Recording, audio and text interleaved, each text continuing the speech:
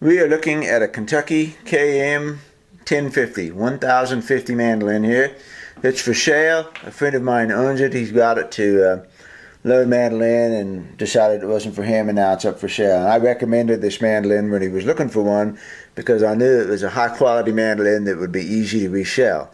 And we're at that point right here. So here it is. The 1050 is sort of an upgrade, if you will. It's a modern version of the Kentucky KM1000. The 1000 is a very traditional based mandolin, very much like a lure. My daughter has one of those. I bought it for her. It's a really nice mandolin, and this one is sort of a modern version of that. The 1000 has a flat fingerboard, a narrow fingerboard. It has the full peninsula down here. This mandolin has a 1 1/8 inch neck, which is a little bit wider than a standard mandolin, although it's a common measurement. You know, I'm not saying they don't ever make them, but it is a little bit wider fingerboard. It has a radiused arch to the fingerboard rather than flat. It has the wider frets on it, which a lot of players like. Some people don't, some people do. It has a scooped out fingerboard extension here. And one thing that Kentucky did on this, which is something that I personally do when I do this, is to put like fake frets in here. These are little lines, and they make it look like there's frets in there, even though there's not. That's a really nice little feature there. Got the bridge, ebony bridge, well fitted. I find Kentucky's workmanship to be extremely good. On our 1000, I did nothing to it, and the setup was absolutely perfect. And this mandolin's really good, plays good. It's previously owned. It has a little bit of wear down here from the previous owner. Probably he dragged his fingers down there, something like that.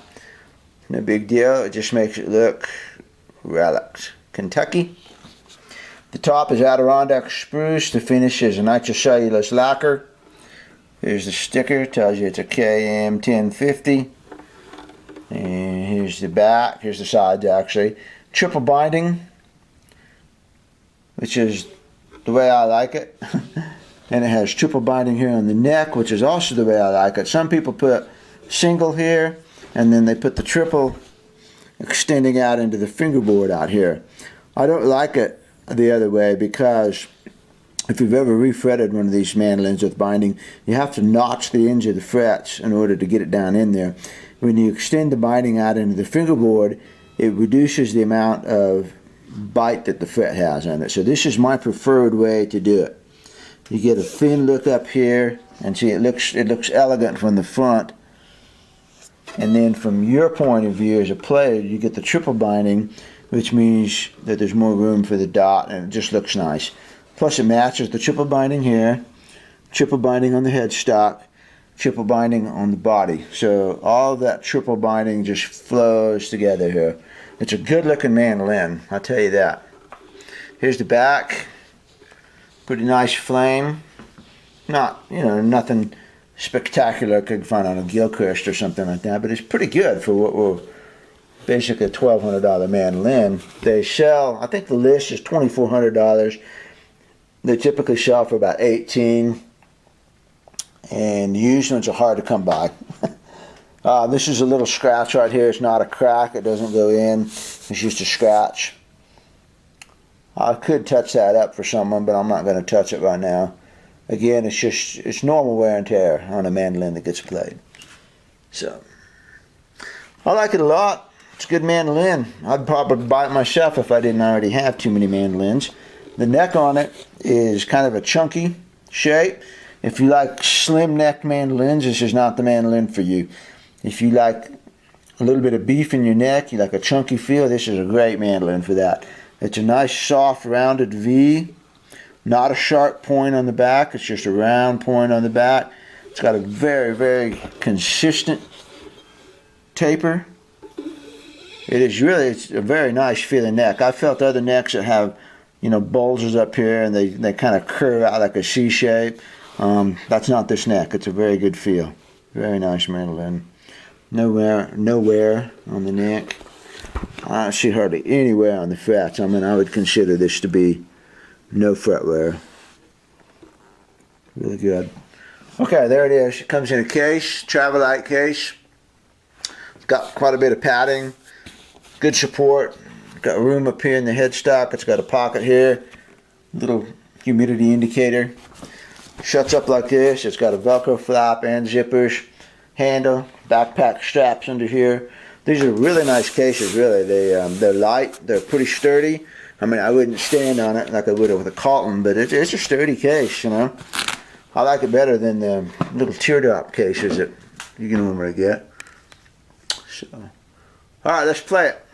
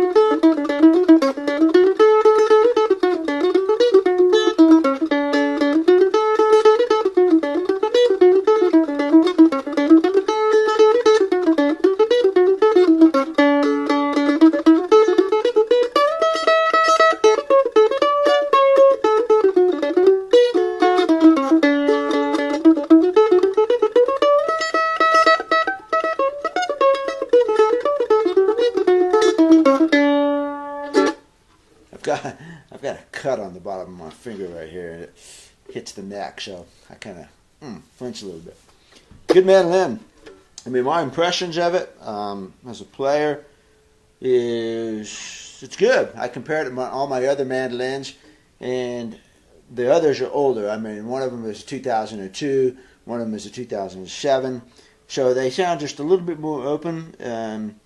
But this is a good mandolin. I personally like a thinner neck. I like a 1/16 rather than a 1/8. If I can adapt to it. If I was going to keep this mandolin for myself, I think one thing that I would do personally is make a new nut, and I would widen the spacing of the strings a little bit right here.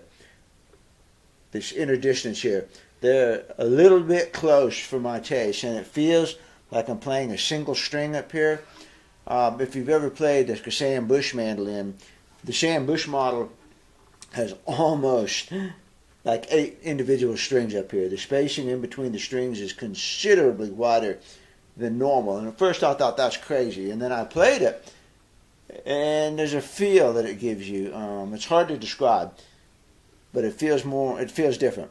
And so if I was going to have this mandolin for my personal use, I would make a new nut, and I would space these strings apart just a little bit more. And I think that would improve the feel for me. It would give it less of a single string feel and more of a double string feel. And down here at the bridge, I would probably maybe do the same thing. I'm not sure. I would see how this goes. A wider set of strings, to me, lets the pick glide over a little bit easier. So, but I'm nitpicking here. I mean, I could get used to this really fast. And most people probably like it just fine the way it is. I'm just saying, for my personal use, if I was going to walk on stage at Winfield with it, and I wanted it to be absolutely supremely 100% comfortable for me, I think I would like it better with a little bit different string spacing, and I would probably take advantage of this wider neck and space the strings in just a little bit more so that it was more like a 1/8 of an inch, but you would have the extra room on the edges. I've done that on guitars where you had a 1 3/4 inch neck, and you can space them into almost a 1/16 spacing, and then the neck feels really roomy, if you will. For instance, on this one, I feel like I'm reaching down on these treble E's a little bit. And so if they were up just a little bit, I would be just a little bit more relaxed feeling. It's a very, very, very small thing. You think, oh, it's 1/16 of an inch difference between this neck and my necks. It's a tiny thing, but when you're talking about reaction time and not thinking about it, it makes a little bit of a difference. So, but right now, the setup is really good. The nut spacing is excellent. The nut height is excellent. Everything about this mandolin is just really excellent. For the price, especially, you cannot beat this for the price. This is a nice mandolin. Okay, Kentucky KM 1050.